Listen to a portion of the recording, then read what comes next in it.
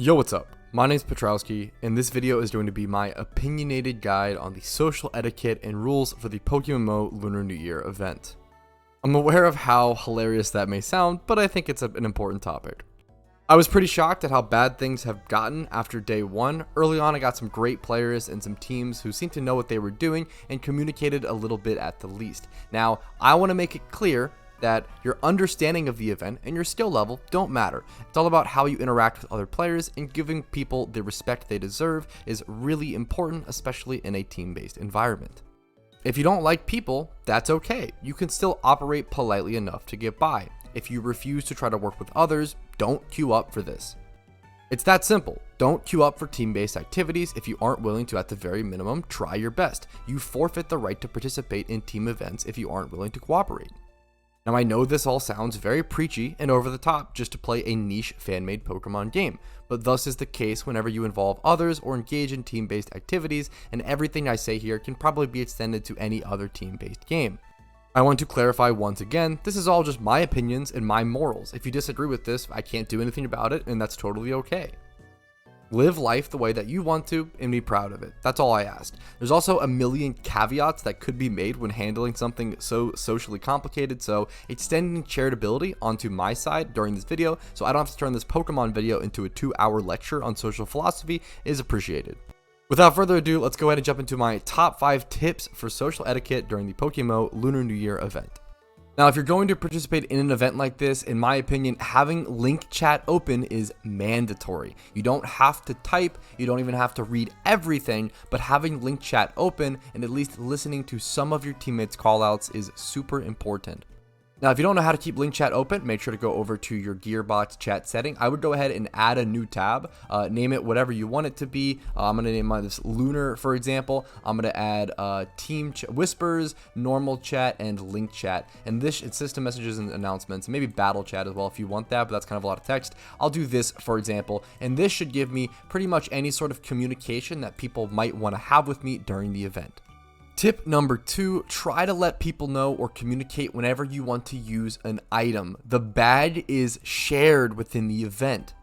Everyone has to share the resources, especially when it comes to evolution charms or the EV charms. It's really important to communicate, hey, can I use this? Do you guys mind if I use this? This is my strategy in mind, etc., etc.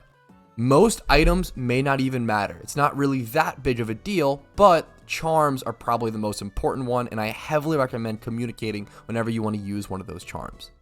Doesn't have to be anything serious or anything extreme, just try to communicate whenever you want to use an item, and just don't hog most of the items. It's pretty simple stuff.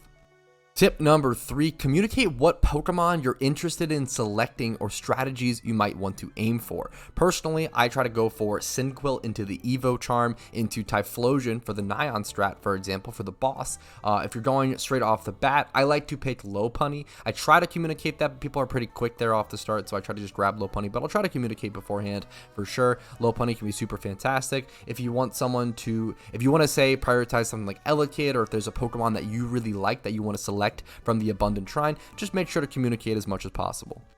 You might have noticed that most of these tips are going to revolve around communication. It just comes in waves and varies in, I guess, severity of how much communication, but communication is really important in a team format.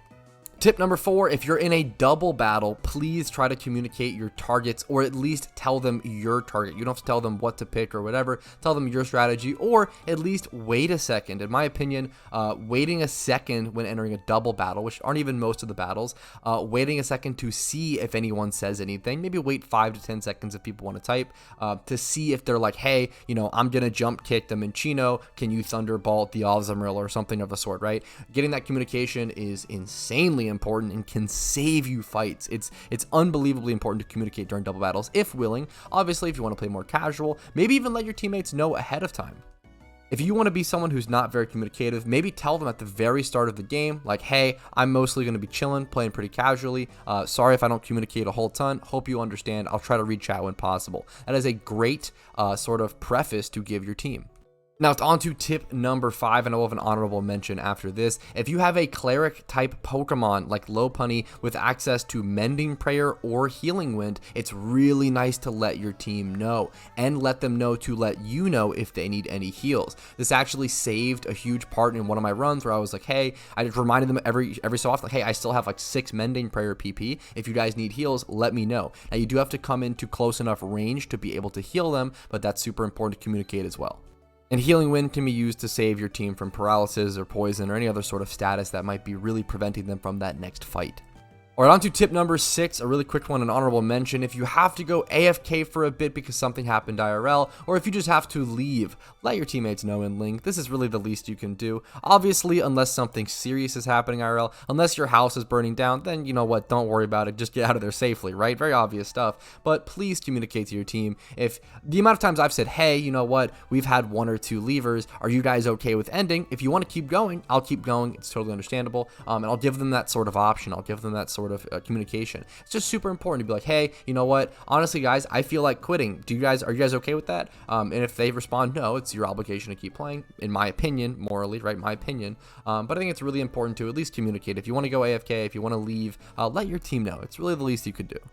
Now, I want to end this off with the message that you don't have to be perfect, you don't have to play perfect, you don't even have to treat other people perfectly. But as long as you're trying, people will notice and appreciate that, and I think it's important to cultivate the best team environment and experience possible for others.